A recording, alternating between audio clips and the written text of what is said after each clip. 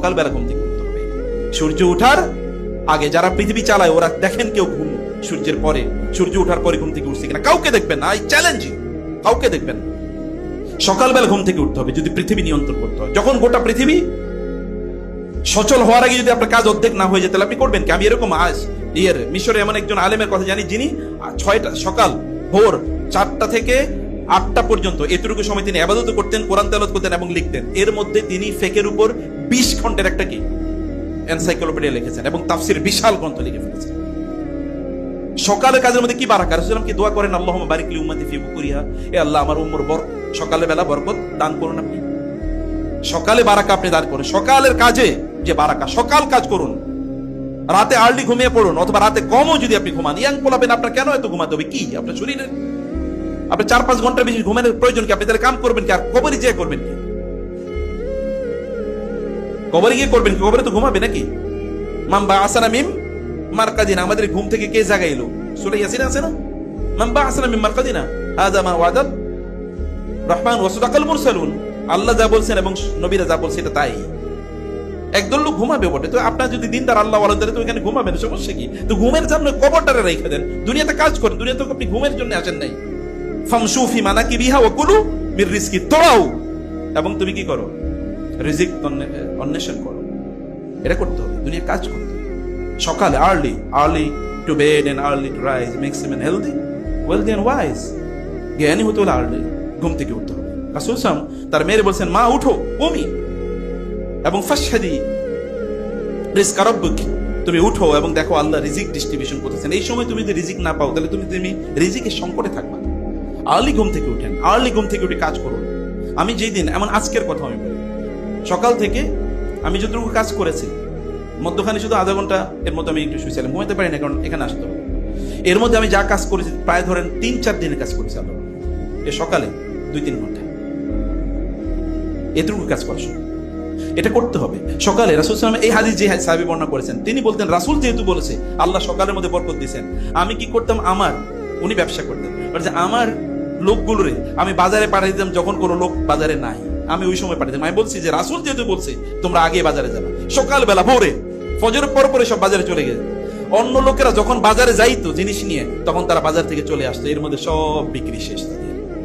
কার কাছে বেচতে? আল্লাহ তাআলা প্রয়োজনে ফেরেশতা নাজিল করে দেবেন আপনার পণ্য কেনার জন্য। আল্লাহ প্রয়োজনে ফেরেশতা নাজিল করে দেন। কে কিনছে আপনি কি জানেন নাকি? ফজর জামাতে আদায় করলো না এবং এশা জামাতে আদায় করলো না, তো মুসলমানই না, তো মুনাফিক নাকি? আল্লাহ রাসূল বলেন নাই, আসকালুস সালাতি আলাল মুনাফিকিনা সালাতুল ফজর ওয়া সালাতুল ইশা, ফজরের নামাজ এবং এশার নামাজ যে মুনাফিকদের জন্য খুবই কঠিন। এই 2 নামাজ ওরা পড়তে পারে না, বাকিগুলো পড়তে পারে, বাকিগুলো তারা পড়তে পারে, খুবই কঠিন। অতএব এটা তো মুনাফিকের চরিত্র। লাউ ইয়ালামুনা মা ফীহিমা লাআতাহুমা ওয়া লাউ হাবওয়ান, যদি তারা জানতো এই 2 নামাজের মধ্যে আমি কি বরকত রাখছি, রাসূল সাল্লাল্লাহু আলাইহি ওয়াসাল্লাম বলছেন আল্লাহ এই 2 নামাজের মধ্যে কি বরকত রাখছে, তাইলে তারা প্রয়োজনে হামাগুড়ি দিয়ে হলেও তার মসজিদে এসে উপস্থিত হতো নামাজ পড়তে। হামাগুড়ি মানে কি? হাইটা আসতে পারতেছেন, তারপর তারা হামাগুড়ি দিয়ে এরকম হাতের উপর ভর করে তারা আসছে মসজিদে সালাত আদায় করার জন্য। এখন প্রিয় ভাইরা, আর যে সকালবেলা ঘুমিয়ে থাকে, ঘুম থেকে উঠে না, শয়তান তার 2 কানে কি করে কথা বোঝেন? ইয়াংরা ভালো করে শুনেন, শয়তানের পেশাব নিয়ে যেগুলো চলে, ওটার সেই মানে তার চেয়ে নাজাসাত, অপবিত্র, খবিশ আর কে আছে বলে? ও তো খবিশ আগের ঘুম থেকে সকালবেলা উঠছে। আর আপনাদের ঘরে যারা আছে, এই যে বুড়োরা আছেন, আপনাদের ঘরে কোনো বাচ্চারা সকালবেলা ঘুম থেকে উঠে নাই, ফজর পড়ে নাই, ওই বাচ্চা আপনার ঘরে থাকে কিভাবে? আর আপনার রান্না খায় কিভাবে? অথবা আপনার ইনকাম খায় কিভাবে? আপনি কি মুসলমান না? মুসলমান হলে আপনার ঘরে থাকে কেমনে এরকম মানুষ? তাহলে আমাদের ইমানে প্রবলেম, আমাদের দিনদারিতে প্রবলেম আছে, কমিটমেন্টে প্রবলেম আছে। সকালে সবাইকে পিটিয়ে প্রয়োজনে ঘুম থেকে উঠান, উঠো, আমি তোমার জন্য এখানে দিন রাত খাটবো আর তুমি এখানে ঘুমিয়ে থাকবো, অসম্ভব, হতেই পারে না। পুরুষ হন, পুরুষ, হাফ লেডি হয়ে কোনো লাভ নেই, এর দুনিয়াও চলবে না, আখেরাত চলবে। পুরুষ হন, পৌরুষত্ব এর প্রয়োজন আছে, ফ্যামিলির জন্য খরচ করবে। কিছু লোক আছে কি তারা ইনকাম করে সব ব্যাংকে রাখার জন্য। আরে ভাই, আপনি তো বিয়ে করছেন, রাসূল সাল্লাল্লাহু আলাইহি ওয়াসাল্লাম বলেছেন তোমরা বিয়ে করো। নারীরা কি নিয়ে আসে? ফাইন্নাহুন্না ইয়াতিনা বিরিজক, মহিলারা কি নিয়ে আসে? রিজিক নিয়ে আসে। পোলাপাইন বিয়ে করবে না, সে চাকরি বাকরি করবো, এরপরে ফ্ল্যাট করবে, বাড়ি করবে, গাড়ি করবে, নামের সাথে এই লাগাইবো সে লাগাইবো, তার বিয়ে করবো। মিয়া, তখন তো তুমি বুড়া, তোমার বিয়ে করার দরকার কি? বুড়া মানুষের বিয়ে করার দরকার কি? বিয়ে তো করবে যুবকরা। আর বিয়ে করলে আল্লাহ বলছে রিজিক বাড়িয়ে দেন, আর ও রিজিকের টেনশনে বিয়ে করে না। কেমন উল্টা কথা চলতেছে। আল্লাহ বলছে বিয়ে করলে কি রিজিক বাড়িয়ে দেবেন, আর ওরা বলছে আমার রিজিক নাই যেহেতু আমি বিয়ে করতেছি। তাহলে উল্টা পথে চলছে। কারণ মহিলারা রিজিক নিয়ে আসে, সন্তান হলে রিজিক বাড়ে। জিজ্ঞেস করে দেখেন যাদের হয়েছে তাদের বাড়ছে কি। আল্লাহ ব্যবস্থা করবেন। আল্লাহ কি ও রিজিক দিয়ে তারে বানান নাই? রিজিক আল্লাহ সুবহানাহু ওয়া তাআলা বাড়িয়ে দেবেন। সাদাকা করবেন। এবং আত্মীয়স্বজনের জন্য, কোন মানুষ আত্মীয়স্বজনের সাথে সম্পর্ক নাই, তার রিজিকের মধ্যে কোনোদিন বারাকা হবে না, আল্লাহর কসম করে বলছি। রাসূলুল্লাহ বলেছেন কেউ যদি চায় তার হায়াতের মধ্যে বরকত হোক, তার রিজিকের মধ্যে বারাকা হোক, তাহলে তার আত্মীয়স্বজনের সাথে কি যেন সম্পর্ক রাখে। আজকেই যাবেন, কোন কোন আত্মীয়ের সাথে যোগাযোগ নাই তাদেরকে ফোন করেন, কথা বলেন। প্রয়োজনে তার মোবাইলে 100 টাকা পাঠিয়ে দেন, ভাই আমি পাঠাইলাম, সমস্যা কি? আপনি পাঠান। এক আলেমের কাছে একজন এসে বললো যে আমার সংসার চলে না, যে টাকা পাই এই সংসার চলে না। বলে তুমি এখন থেকে প্রতিদিন সাদাকা করবে। বলে আমার সংসারই চলে না। বলে আমি বলছি তুমি সাদাকা করবে।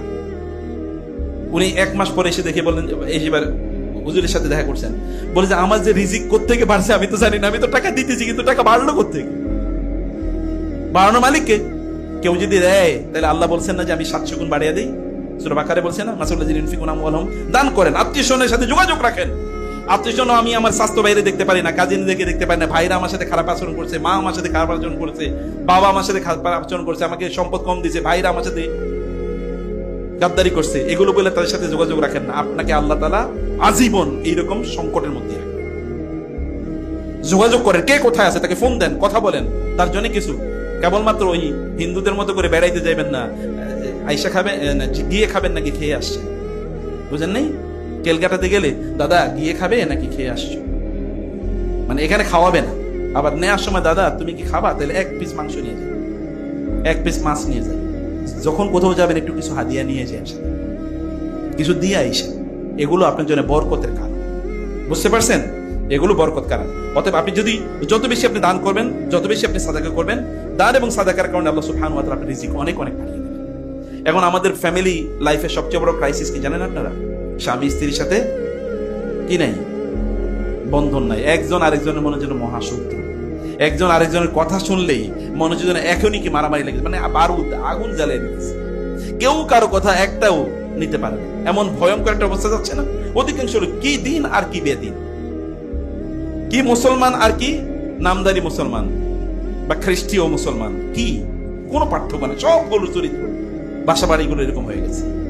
তাহলে মূল সমস্যা হলো যে কোরআন নাই। কোরআন যখন না থাকবে তখন এর বিপরীত 5টা জিনিস করবে। শয়তান আসবে, ফেরেশতারা দূর হয়ে যাবে, কল্যাণ কমে যাবে, অকল্যাণ বাড়তে থাকবে, এবং কি আপনার বাসায় মন টিকবে না, আপনার স্ত্রী পরকীয়া করবে, আপনি পরকীয়া করবেন, লোকের এরকম জায়গায় চলে যাবে। প্রেফারে কোরআনের সাথে কোরআন পড়েন, প্লিজ কোরআন পড়েন, তেলাওয়াত করেন, তেলাওয়াত শুনেন। প্রতিদিন সকালে আধা ঘন্টা কোরআন তেলাওয়াত করবেন।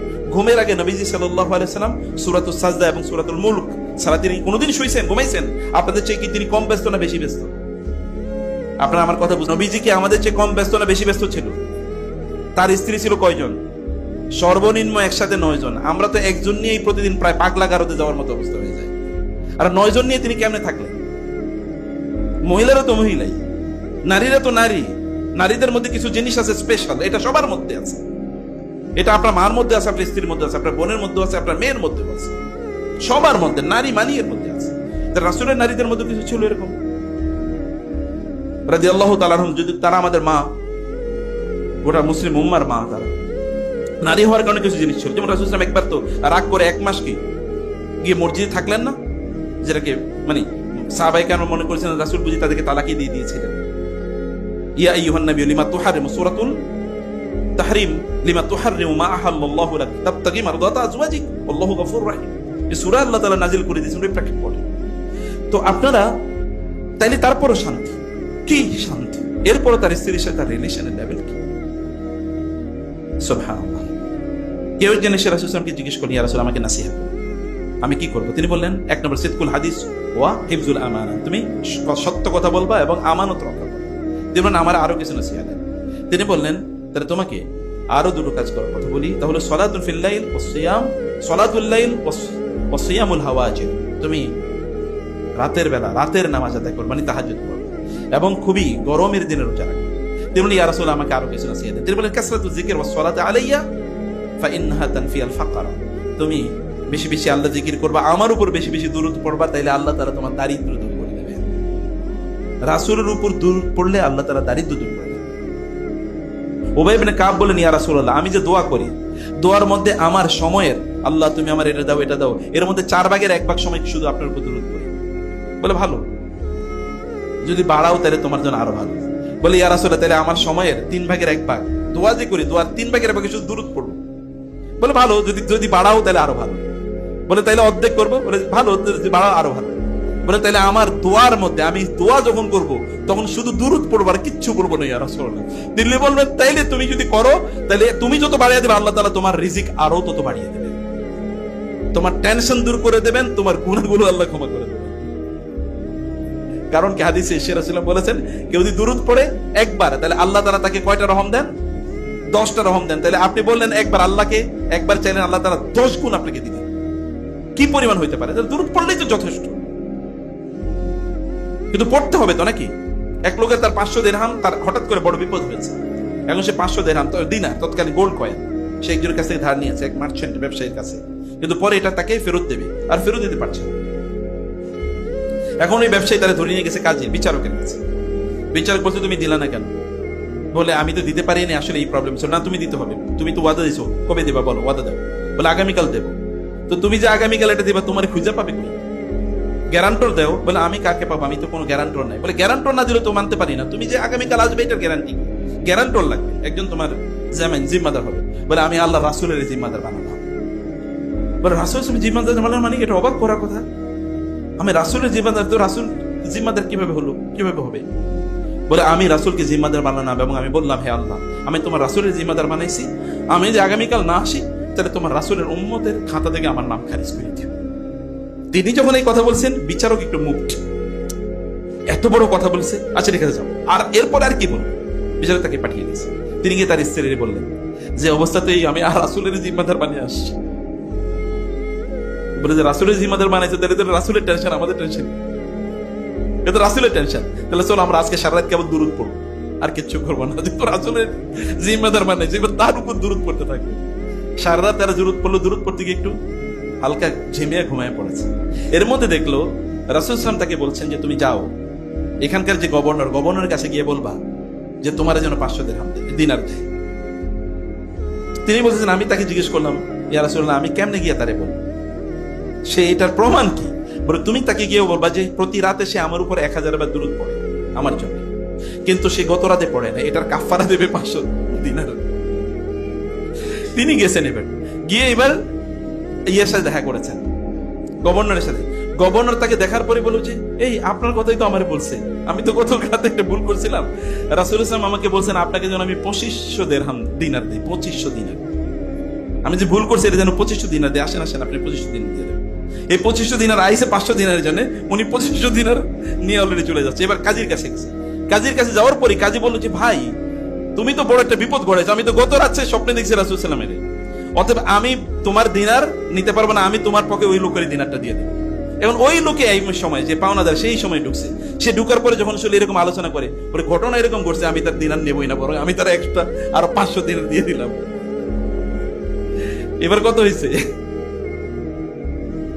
দেখেছেন কিভাবে আল্লাহ রাসূলের উপর দরুদ যদি কোন মানুষ পড়ে, সত্যি বিলিভ মি, আমার ব্যক্তি জীবনে এরকম বহু সমস্যার সমাধান হয়ে গেছে দরুদের কারণে। রাসূল বলেছেন, ইজান ইউকফা হাম্মুক ওয়া ইউগফারু লাকা যামবুক, তাহলে আল্লাহ তাআলা তোমার টেনশন দূর করে দেবেন, দুরুদই তোমার টেনশনের জন্য যথেষ্ট হয়ে যাবে, এবং আল্লাহ তাআলা তোমার গুনাহগুলো এর মাধ্যমে মাফ করে দেবেন। প্রিয় ভাই বোন, নিজের উপর জুলুম করেন না প্লিজ। নিজের টেনশনে রাখে। অধিকাংশ লোকের চুল পাকে কি কারণে? কি কারণে? টেনশনে। নবীজি সাল্লাল্লাহু আলাইহি ওয়াসাল্লাম নিজেই বলেছেন, শাইয়াবাতনি হুদু ওয়া আখওয়াতুহা ওয়াল মুরসালাত ওয়াল ওয়াকিআ। সূরা ওয়াকিআ, সূরা মুরসালাত, সূরা হুদ, এই সূরাগুলো আমারে বৃদ্ধ বানিয়ে দিয়েছে। মানে এই সূরাগুলোতে কিয়ামতের আলোচনা আছে, তো এটা পড়ে আমি ভয় পাইছি। অথচ যখন তিনি মারা যান তখন তার সব মিলিয়ে সাহাবায়ে কেরাম বলেছেন 16 থেকে 18টা চুল এবং দাড়ি পাকছে মাত্র, যখন তিনি ইন্তেকাল করেন। অথচ রাসূল আল্লাহ তাআলা বলেছেন, লাআল্লাকা বাখিউন নাফসাকা আল্লা ইয়াকুন মুমিনিন ফালাআল্লাকা বাখিউন নাফসাকা আলা আথারিহিম ইল্লাম ইউমিনু বিহাদাল হাদিসি আসাফা। আপনি মনে হচ্ছে যেন নিজকে মেরে ফেলবেন টেনশনে, কারণ এরা মুসলমান হচ্ছে না, এরা ইসলাম গ্রহণ করছে না। তারপরও তার অবস্থায়, কারণ তিনি বারবার কার কাছে তার কথা বলতেন? আল্লাহর কাছে বলতেন। ভাইরা, এই কারণে আমি আপনাদেরকে বলবো যে আপনারা প্লিজ রাসূলের উপর বেশি বেশি দুরূদ পড়ুন। মান ক্বারাআল কুরআন ওয়া হামিদার রাব্ব ওয়া সাল্লা আলা নবী ফাকাদ তালাবাল খায়রা মিন মাকামিনি।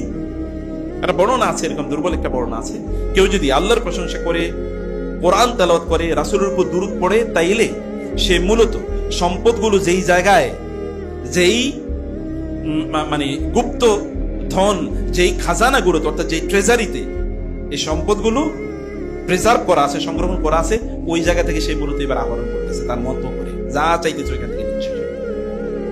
কারণ ওগুলো সব এখানে প্রিজার্ভ করা আছে, সংরক্ষণ করছে, ওইখান থেকে সেই সম্পদ নিচ্ছে। সেই তিনটা কাজ যদি করে, একটা হলো আল্লাহর প্রশংসা, রাসূলের উপর দুরূদ এবং কি কোরআন তেলাওয়াত, এটা আমাদের যতদূর সম্ভব এই জায়গাগুলোতে কোনোভাবে কমতি করা কোনোভাবে ঠিক হবে না, প্রিয় ভাই। এবং 3 নম্বর যে বিষয়টা এর সাথে আরো সম্পৃক্ত, তা হলো ইস্তিগফার। আস্তাগফিরুল্লাহ, আস্তাগফিরুল্লাহ, আস্তাগফিরুল্লাহ। আমি বলে যে আপনাদেরকে প্রেসক্রিপশন, তা হলো প্রতিদিন 1000 বার আস্তাগফিরুল্লাহ, আস্তাগফিরুল্লাহ, এতটুকু বলবেন। কি বলবেন? আস্তাগফিরুল্লাহ, আস্তাগফিরুল্লাহ। কতবার বলবেন? 1000 বার। প্রতিদিন 1000 বার বলবেন সাল্লাল্লাহু আলাইহি ওয়াসাল্লাম, সাল্লাল্লাহু আলাইহি ওয়াসাল্লাম। এখন থেকে পড়েন, 1 মাস পড়েন, 1 সপ্তাহ পড়েন, দেখেন আপনার জীবন কি হবে। শুধু দেখেন, জাস্ট টেস্ট ইট, শুধু টেস্ট করেন, অন্য কাজ করবেন না। সব বন্ধ করে, মোবাইল আবারও বলছি এগুলো বন্ধ করে, সবকিছু ইন্টারনেট বন্ধ করে, বাসার বন্ধু বান্ধবের সাথে কথা, দরজা বন্ধ করে একেবারে কি করবেন বলেন তো? কি বলছি? আস্তাগফিরুল্লাহ কয়বার আর দরুদ কয়বার, এবং দেখেন কি ঘটে যাবে, মিরাকল ঘটবে। আপনি বুঝতে পারেন কিভাবে এগুলো হচ্ছে। আমি তো এগুলো করি না, তাহলে হলো কি? কারণ আল্লাহ তাআলা ওয়াদা দিয়েছেন, ফাকুল তুস্তাগফিরু রাব্বাকুম ইন্নাহু কানা গাফফারা ইউরসিলিস সামা আলাইকুম মিদরারা ওয়া ইমদিদকুম বিআমওয়ালিন ওয়া বানিন ওয়া ইয়াজআল লাকুম জান্নাতিন ওয়া ইয়াজআল লাকুম আনহারা মা লাকুম লা তারজুনা লিল্লাহি ওয়াকারা। তোমরা আল্লাহকে সম্মান দিচ্ছ না কেন? আস্তাগফিরুল্লাহ, আস্তাগফিরুল্লাহ পড়ো, তাইলে তো আমি তোমাদের জমিনগুলো সম্পদ দিয়ে ভরপুর করে দেব। আল্লাহ তাআলা বলছেন তোমাদের সন্তান দিয়ে ভরপুর করে দেব, এমন সন্তান যে সন্তানদের দিকে তাকাইলেই তোমার কি চোখ থেকে আনন্দের অশ্রু পড়বে। আমারে আল্লাহ তুমি এরকম সন্তান দিছো, আলহামদুলিল্লাহ। এটা তখন তুমি বলবা, তুমি আমারে কেন তুমি বলো না আস্তাগফিরুল্লাহ? কারণ যখন মানুষ ইস্তেগফার করে তখন আল্লাহ গুনাহ মাফ করে দেন, আর যখন আল্লাহ গুনাহ মাফ করে দেন তখন তো আল্লাহর বন্ধু হয়ে যায়। আর আল্লাহর বন্ধুরে কি আল্লাহ না খেয়ে মারবে নাকি? কি মনে হয় আপনাদের? আল্লাহর বন্ধুরা আল্লাহ কষ্ট রাখবেন কি মনে হয় আপনাদের? জিবরিল আলাইহিস সালাম কি রাসূলকে এসে বলেন নাই, আপনি আমাকে বলেন আল্লাহ পাঠাইছেন, আপনি যদি বলেন তাহলে উহুদ পাহাড়ের কি বানিয়ে দেব? সোনা বানিয়ে দেব। আপনি যদি বলেন তাহলে আসমান থেকে বৃষ্টি নাজিল হবে না, সোনা নাজিল হবে, সোনা, স্বর্ণ। বলেন নাই জিবরিল আলাইহিস সালাম? কারণ কি? ওই যে ইস্তেগফার। তিনি প্রতিদিন কয়বার ইস্তেগফার করতেন? প্রত্যেক নামাজের পর 70 বার, 100 বার আস্তাগফিরুল্লাহ, আস্তাগফিরুল্লাহ, আস্তাগফিরুল্লাহ। 3 বার তো প্রথমে পড়তেন, এরপরে সাহাবায়ে কেরাম বলছেন আমরা গুনছি তিনি 70 বার পড়ছেন, 100 বার পড়ছেন, আমরা গুনতাম। এবং তিনি এই কথা বলেছেন, অত তার কোনো গুনাহ নাই। এইটা ইস্তেগফার কেবলমাত্র আপনার গুনাহ মাফ করে না, ইস্তেগফার আপনার সম্মান বাড়ায় এবং রিজিকের ঘাটতি সমস্যা সমাধান করে দেয়। যেমনি ভাবে দুরূদ করে, যেমনি ভাবে আল্লাহর প্রশংসা, সে কারণে আল্লাহর শুকর আদায় করবেন। যা পাইছেন তাই শুকর আদায় করবেন প্লিজ। আপনারা বলতে পারেন আলহামদুলিল্লাহ? বলতে পারেন না? বলেন তো দেখি, বলতে পারেন কিনা? এটা একটু বেশি বেশি বললেন, যা আছে তাতে আলহামদুলিল্লাহ, কোনো অভিযোগ দিয়ে আলহামদুলিল্লাহ, আলহামদুলিল্লাহ, আলহামদুলিল্লাহ। আল্লাহকে বলেন লাইন শাকারতুম লাযিদান্নাকুম ওয়া লাইন কাফারতুম ইন্না আযাবি লাশাদীদ। কেউ যদি শুকর আদায় করে আল্লাহ তাআলা কেবলমাত্র তার সম্পত্তি বাড়ান, আল্লাহ তাআলা তার জ্ঞানও বাড়ায় দেন। আপনি যদি চান যে আপনার জ্ঞান বাড়ুক তাহলে বেশি বেশি বলবেন আলহামদুলিল্লাহ, আলহামদুলিল্লাহ। দেখবেন আল্লাহ তাআলা আপনার কোত্থেকে যে জ্ঞান দেবেন এটা আপনি চিন্তা করেন। ফাফাহামনা সুলাইমানা ওয়া কুল্লান আতাইনাহু হুকমান ওয়া ইলমা। আমি সুলাইমানের নিজে শিখাইছি। আল্লাহ বলছেন ওয়া আল্লামা আদামাল আসমাআ কুল্লাহা। আদম আলাইহিস সালামকে শিখাইছে কি? রাসূল সাল্লাল্লাহু আলাইহি ওয়াসাল্লাম বলেছেন আদাবানি রাব্বি ফাআসানা তা'দিবি। আমারে আমার রব শিখাইছে। আমার গুরুকে, আমার শিক্ষককে আমার রব আল্লাহ আমাকে শিখিয়েছে, জ্ঞান দেন।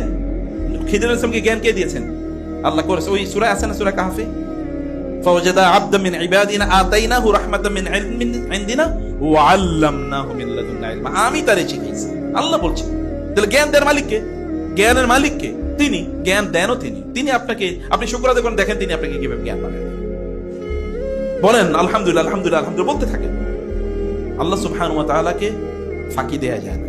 আপনি আসলে ফাঁকি দিচ্ছেন নিজকে ফাঁকি দিয়ে আপনার লাভ কি? আপনার শেষ, দুনিয়াও শেষ, আখিরাতও শেষ। এবং প্রিয় ভাইরা, এরপরে যেটা বলতে চাই তা হলো আপনি বেশি বেশি মৃত্যুর কথা মনে করবেন। মৃত্যুর কথা, যে এরপরে কি হবে। আখেরাতের কথা যদি কোনো মানুষ মনে করে, রাসূল বলেছেন কেউ যদি আখেরাতকে প্রাধান্য দেয়, তাহলে আল্লাহ তাআলা এই দুনিয়াকে আল্লাহ তাআলা তার পেছনে ছুটিয়ে দেন। যা তুই দুনিয়া তার পেছনে ঘুর, তার গোলামের মতো করে চল, যদি কেউ আখেরাত কেন্দ্রিক চিন্তা করে। বুঝেন নাই কথা? বুঝতে পারছেন? এই যুবকরা কি বুঝতে পারছেন? আপনারা কি করতে হবে? আখেরাত কেন্দ্রিক চিন্তা করতে হবে। চিন্তা করুন আখেরাত নিয়ে। মানুষ যে যত বেশি দেখবেন রাষ্ট্র প্ল্যান নেয় 5 বছরে, যারা যত বড়, যেমন এখন ইহুদিরা আগামী 10 বছর পরে কি হবে ওই প্ল্যান ওরা নিয়ে রাখছে, আর আমরা আগামীকাল কি হবে এটাই জানি। এটা নিয়ে আমাদের কোনো প্ল্যান নেই, আছে নাকি? গোটা মুসলমান উম্মারই আগামীকাল কি হবে এটা নিয়ে কোনো প্ল্যান নাই, আর ইহুদিরা 10 বছর পরে কি হবে এটা নিয়ে প্ল্যান করছে। দেখেন না, এআই সারা পৃথিবী নিয়ন্ত্রণ করতেছে। 3 বছর আগে কেউ জানছে যে এরকম একটা, এখন ওরা এআই না, এখন দেখেন না ওই যে কয়েকদিন আগে এলন মাস্ক বলেছে 10 বছর পরে পৃথিবীতে টাকা বলতে কোনো জিনিস থাকবে, কারেন্সি বলতে কোনো জিনিস থাকবে। আপনারা এখন দেখেন এই যে আপনারা যে বিভিন্ন ধরনের মোবাইল অ্যাপসে টাকা পাঠান না, পাঠান কি? টাকা পাঠান নাকি? কি পাঠাই আমরা? ডিজিট পাঠাই, কি ডিজিট। এখন দেখেন আমরা এই যে ব্যাংকিং, ইন্টারনেট ব্যাংকিং যে করি, আসলে পাঠাই কি ডিজিট। কেউ কোনোদিন টাকা নিয়ে যাইতেছে এখন আর কোথাও যায় না, ডিজিট। এই ডিজিটের কথা ওরা কয়েকদিন, ডিজিটালাইজেশন ওরা কয়েকদিন আগে 3-4 বছর আগে বলছে ডিজিট। আমরা এখন দেখি আসলেই সব ডিজিট হয়ে গেছে, কোনো টাকা পয়সা নেই কারো হাতে। কিছুদিন পরে তাই হবে, ওরা এটা নিয়ন্ত্রণ করতেছে, আর আমরা সব খাই আর ঘুমাই আর টয়লেটে যাই আর খেলা দেখি। কি জাতি! চিন্তা নাই, ভাবনা নাই, কোনো চিন্তা। আপনারাও তো চিন্তা করেন না, আপনারা তো ভাবেন না, তাহলে ভাববে কারা? চিন্তা করবে যারা চিন্তা করে, তারাই পৃথিবী নিয়ন্ত্রণ। যারা চিন্তা করে তারাই কি পৃথিবী নিয়ন্ত্রণ। মনে রাখবেন, এই কারণে বলা হয় থিঙ্কার, চিন্তাবিদরাই পৃথিবী নিয়ন্ত্রণ করে। চিন্তা করেই দেখেন, আপনি চিন্তা করে দেখেন আল্লাহ তাআলা কিভাবে দুয়ারগুলো উন্মুক্ত করে দেয়। তাহলে চিন্তা করতে হবে আখিরাতের লং টার্ম ভিশন, যে এখন থেকে 20 বছর পরে কি করবো। আপনারা যে ইয়াংরা চিন্তা করেন, আমি এখন থেকে 20 বছর পরে আমার এলাকার সবচেয়ে বড় ধনী মানুষ আমি হতে চাই। আমি একটা মসজিদ নির্মাণ, যেখানে আমি 10 কোটি টাকা দেবো, এরকম নিয়ত আপনি করতে পারেন না? আপনি কি ফকিরের মধ্যে নিয়ত করেন কেন? আল্লাহ তো দেখেই লোকটা ফকিরের মধ্যে চিন্তা করে, ওরে আমি ধন দিবই না, সম্পদ দিবেন না, কিন্তু নিজেই ফকির, মনের দিক থেকে ফকির। যে মনের দিক থেকে ফকির, ওরে আল্লাহ দেবেন নাকি? আপনি মনের দিক থেকে ধনী হতে পারেন, আল্লাহ তুমি আমাকে দাও, আমি দেবো। এবং তার জন্য চেষ্টা করে বড় ড্রিম হাই, অনেক বড় স্বপ্ন দেখা লাগবে, অনেক বড় চিন্তা করতে হবে এবং অনেক বড় সিদ্ধান্ত নিতে হবে। এই কারণে রাসূলুল্লাহ সাল্লাল্লাহু আলাইহি ওয়াসাল্লাম তিনি বলেছেন,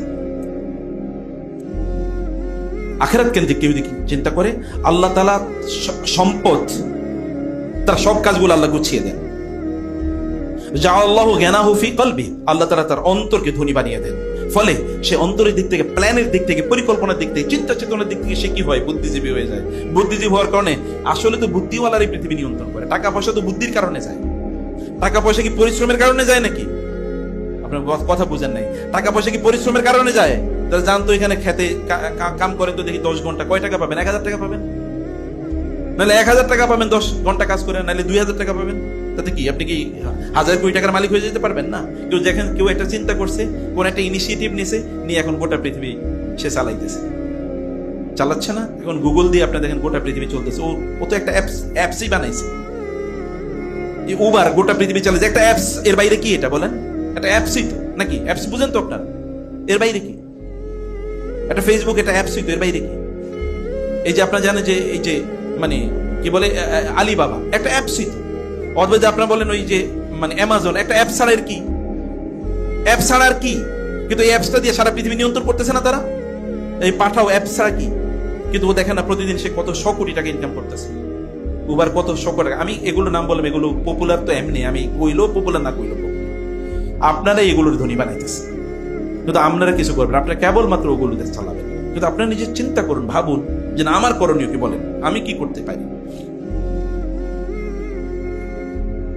এবং আপনাদের যেটা করতে হবে, যদি বারাকা পেতে চান, তাহলে শরীরকে সুস্থ রাখতে।